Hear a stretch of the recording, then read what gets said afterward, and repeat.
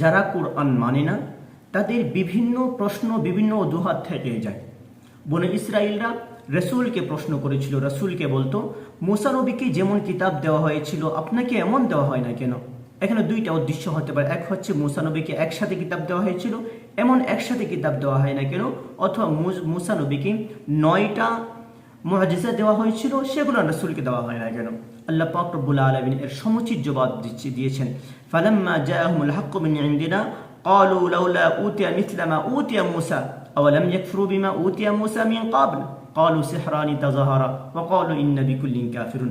আল্লাহ বলে তারা এখন আপনাকে বলে মুসাকে যা দেওয়া হয়েছিল আপনাকে এগুলো দেওয়া হয় নাই কেন, অথচ তারা তো মুসাকে অস্বীকার করেছে এবং তারা বলেছে ইন্না বিকুল্লিন কাফিরুন, আমরা সবাইকে অস্বীকার করি।